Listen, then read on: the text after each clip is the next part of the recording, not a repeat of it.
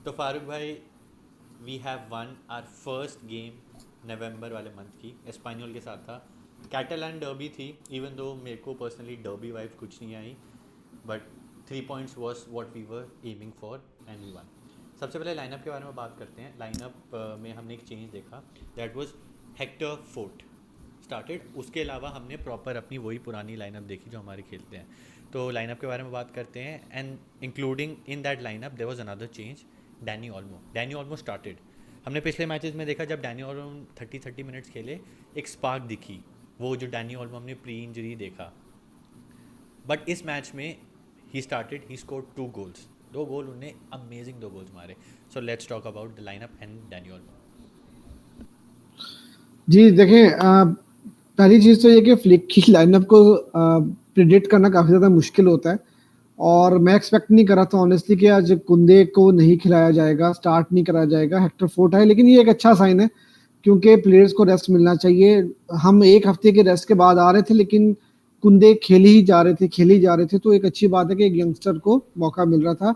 और उसके अलावा दानी ओल्मो, देखिए हमारी जो मिडफील्ड है ना, मिडफील्ड में हमारे पास अब बहुत सारे ऑप्शंस हैं, क्योंकि गावी, फ्रैंकी डियोंग, फरमीन लुपेस, ये 3 प्लेयर्स वापस आ गए, दानी ओल्मो वापस आ गए। हमने रिसेंटली देखा था कि फरमीन लुपेस स्टार्ट किया था उन्होंने, बायर्न का गेम भी और मैड्रिड का गेम भी, तो आज मुझे लग रहा था कि शायद कुछ चेंज होगा और दानी ओल्मो को उन्होंने स्टार्ट कराया। और दानी ओल्मो आपके लिए बहुत इंपॉर्टेंट प्लेयर हैं, क्योंकि एक तो वो गोल स्कोरिंग एबिलिटी रखते हैं, और साथ में साथ उनकी जो बहुत अच्छी चीज़ है वो ये कि उनका लिंकअप प्ले बहुत ज़्यादा अच्छा है।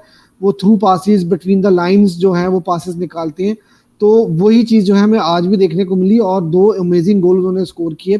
तो बाकी उसके अलावा तो आपकी सेम लाइनअप ही थी, और देखिए डर्बी थी, और हमारा स्पानियल के साथ अगर देखा जाए ना, तो मारा मारा वाली गेम होती है, इसमें झगड़ा लड़ाई झगड़ा बहुत होता है, जो हमें आज की गेम में ज़्यादा देखने को नहीं मिला। लेकिन रिसेंटली अगर आपको याद हो, लास्ट टाइम जब हमने डर्बी खेली थी और आखिरी मैच था वो सीज़न का मेरे ख्याल में, और स्पानियल उसके बाद से जो है वो रेलीगेट होकर चली गई थी, तो वहां पर भी थोड़ी सी लड़ाई वगैरह हुई थी, फैंस भी ग्राउंड में आ गए थे, तो काफ़ी ज़्यादा शोर शराबा हुआ था। उस लिहाज से देखा जाए तो बहुत इंपॉर्टेंट गेम था। मैं एक्सपेक्ट कर रहा था कि इंटेंसिटी वाला गेम होगा, लेकिन फ्लिक ने वो हमेशा की तरह उसने कोई चांस नहीं लिया अपनी लाइनअप के साथ, अपनी बेस्ट पॉसिबल 11 उसने खिलाई, और दो बहुत ही इंपॉर्टेंट आपने 3 पॉइंट्स जो है वो मैच से निकाल लिए। करेक्ट, गोल आ गए थे हमारे जल्दी। वी सॉ क्विक गोल, जल्दी जल्दी। रफीनिया ने गोल मारा जिसके बारे में हम अभी बात करते हैं, 2 ऑल्मो ने गोल मारे, but we also conceded goals. और हेयर लाइन से मैं कहूँगा ऑफ साइड बचे, एक सर से बच गए, एक हम टाइनी टीनी बिट एल्बो से बच गए। ऑफ साइड ट्रैप के बारे में बात करते हैं, we already saw the stat कि हमने 76 ऑफ साइड ट्रैप किए हुए हैं, और जो सेकंड बेस्ट टीम है आई थिंक वो ब्राइटन है ऑन 32 ऑफ साइड्स। 37 हाँ, 38 हाँ। आपने मेरे को एक और चीज़ बताई थी कि हमने टोटल 12 गोल्स कंसीड किए हैं ऑफ साइड में। हम्म। अब इस ट्रैप के बारे में बात करते हैं। दिस मैजिकल थिंग जो हमें डर लग रहा था is our 12th man, as you correctly said once, is our 12th man. Let's talk about the offside trap in this specific game. देखिए ऑफसाइड ट्रैप इतना इम्पोर्टेंट है हमारे लिए, और हम एज अ फैन जो है ना वो बहुत ज़्यादा कभी कभी घबरा जाते हैं कि यार इतना हाईलाइन खेल रहे हैं, कभी भी हमें जो है ना गोल पड़ जाएगा। लेकिन आपको एक मैं फन फैक्ट बताता हूँ कि जो अभी अल क्लासिको हुआ था, वहां पर जो अभी कुछ न्यूज़ निकल के सामने आई है, उसमें हैंसी फ्लिक ने अपने प्लेयर्स को बोला था कि अगर तुम आधा मीटर भी, अपने प्लेयर्स को बोला अगर आप आधा मीटर भी पीछे गए तो मैं उस प्लेयर को सब्स्टिट्यूट कर दूंगा। तो मतलब वो उसने अपना एक प्लान रखा है, वो उस प्लान से जरा सा भी नहीं हटता। ठीक है, आज की गेम में भी हमने 2 गोल कंसीड किए, जैसे आपने बोला ना कि हेयर लाइन इतना थिन ऑफसाइड था, और वहां पर गोल हमें पड़ भी सकते थे।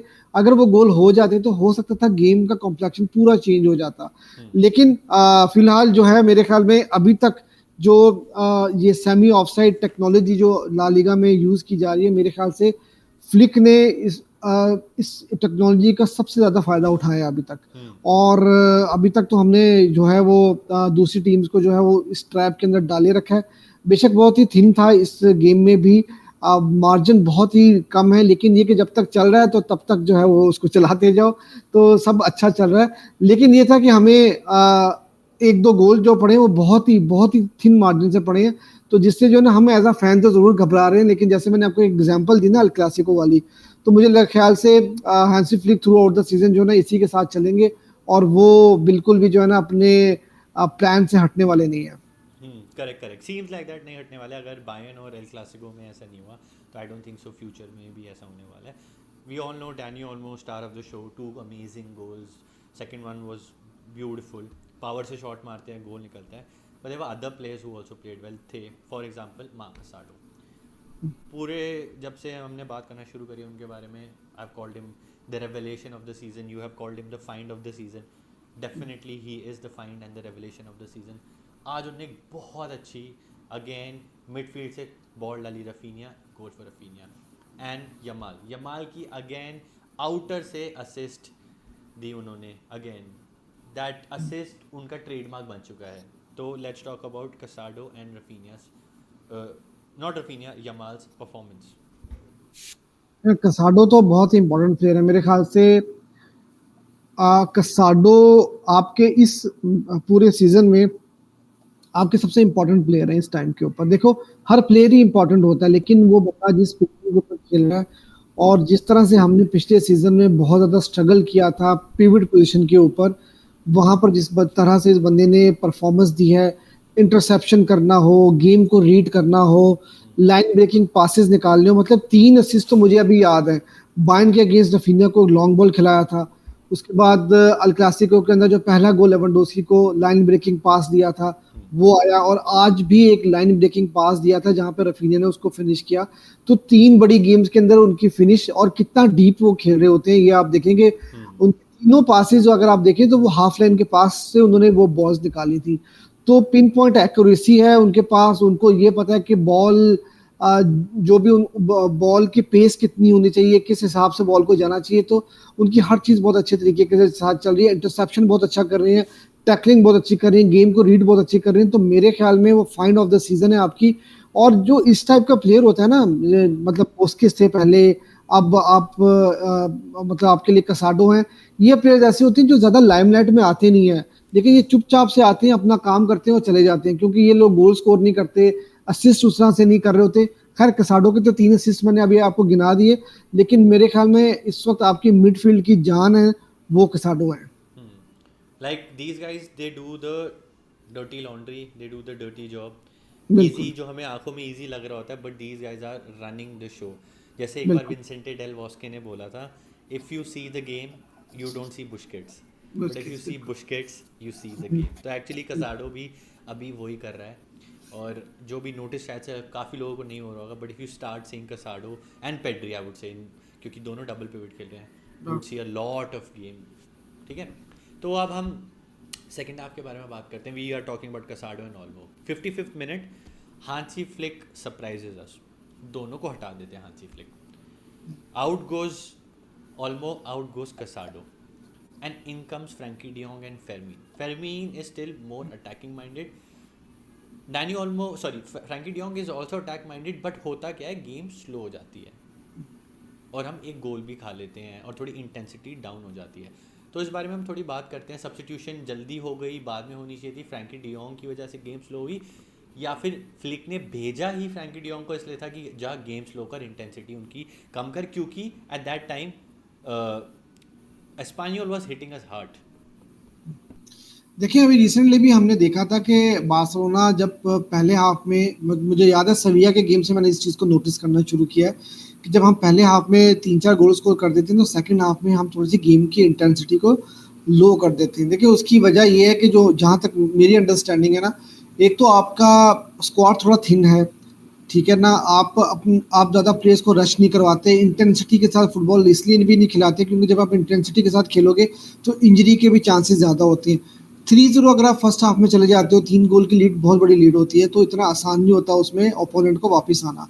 और जैसे आपने बात की अभी फ्रैंकी डियोंग की, फ्रैंकी डियोंग आपने अल क्लासिको में भी देखा होगा कि जैसे ही वो आए और उससे पहले बायर्न की गेम में भी वो आए तो गेम का कंट्रोल बार्सिलोना के पास आ गया था। उससे पहले क्या था कि दोनों टीम्स जो हैं वो इक्वली शेयर कर रही थी, अटैक्स एक दूसरे को अगेंस्ट कर रही थी। लेकिन फ्रैंकी के आने के बाद ये होता है कि गेम थोड़ा स्लो भी हो जाता है, गेम बार्सिलोना ज़्यादा अच्छे तरीके के साथ कंट्रोल भी कर जाता है। डैनी ओल्मो आपको पता है थोड़े इंजरी प्रोन भी हैं, पहली 2 गेम्स उन्होंने जो खेली थी वो उन्होंने 30-30 मिनट के करीब लगभग खेले थे। आज की गेम में उन्होंने स्टार्ट किया, तकरीबन 55-60 मिनट्स उन्होंने खेले, उसके बाद मैं एक्सपेक्ट कर रहा था कि उनको रिप्लेस किया जाएगा, क्योंकि पैड्री को मुझे ज़्यादा लग नहीं रहा था कि आप उनको रिप्लेस करोगे, क्योंकि पैड्री भी आपकी जो है वो मिडफील्ड की जान है। तो फ्रैंकी डियोंग के आने से क्या हुआ कि कसाडो को भी थोड़ा सा रेस्ट मिल गया होगा, और उसके साथ साथ गेम को आपने कंट्रोल भी कर लिया, स्लो भी कर लिया, और ओपोनेंट जिस तरह आपने बताया कि उन्होंने ऑलरेडी आपके 2-3 जो है वो ऑफसेट गोल भी कर दिए थे, और उन्होंने चांसेस भी काफ़ी ज़्यादा क्रिएट किए हुए थे। तो वहाँ पर आपको ऐसी मिडफील्ड चाहिए थी कि जो कि गेम को कंट्रोल भी कर सके, और आप अच्छे तरीके के साथ जो है वो गेम को प्रॉपरली मैनेज कर लेते हैं। तो do you think Hansi Flick is slightly changing his strategy, जहां वो पहले बोलते थे कि इंटेंसिटी, गोल मारो, now he is focusing on हमने गोल मार दी, हमारे पास अच्छी लीड है, now let's control the game, because उस हाई इंटेंसिटी फुटबॉल का एक डाउन साइड है, प्लेयर्स गेटिंग इंजर्ड।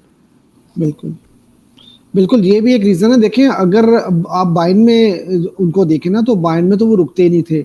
मतलब हम बार्सिलोना से बड़ा विक्टिम कौन हो सकता है उनका, जब उन्होंने 8-2 किया था। लेकिन यहाँ पर आपको क्लब को देख के, प्लेयर्स को देख के, और अपने सारे एनवायरनमेंट को देखकर आपको चलना होता है। तो उस हिसाब से अगर देखा जाए तो मेरे ख्याल से ये एक बिल्कुल सही स्ट्रैटेजी है। मेन इंपॉर्टेंट चीज़ ये है कि आप टॉप के ऊपर बैठे हुए हैं। अभी रियल मैड्रिड का गेम इन हैंड है, लेकिन बार्सिलोना 9 पॉइंट्स के साथ जो है वो लीड कर रही है।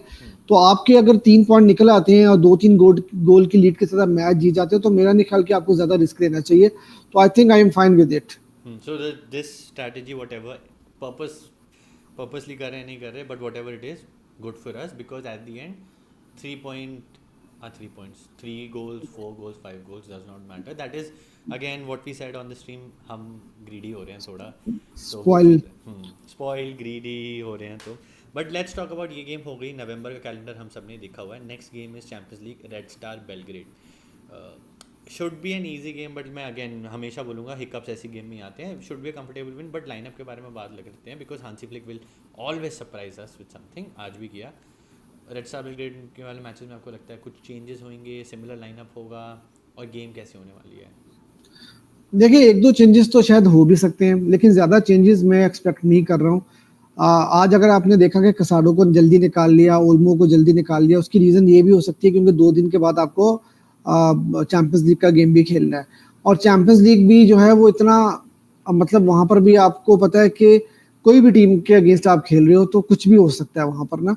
तो आप अपनी लाइनअप के साथ उतरोगे। कुंदे को काफ़ी अच्छा रेस्ट मिल गया, तो मेरे ख्याल से कुंदे भी अगला गेम स्टार्ट करेंगे। तो मुझे कोई ज़्यादा चेंज होते हुए नज़र आ नहीं रहा। हो सकता है कि आप आंसू फती के साथ स्टार्ट कर लो, या फरमीन लूपस के साथ स्टार्ट कर लो। ये इस तरह की कुछ चेंजेस आपको मिलेंगी, विच जो मेरे लिए ठीक है, बिल्कुल ठीक है, क्योंकि मैं कहीं न कहीं आंसू फती ने आज भी गोल स्कोर किया था और बहुत अच्छी फिनिश थी उनकी, लेकिन अनफॉर्चुनेटली वो ऑफसाइड हो गया था।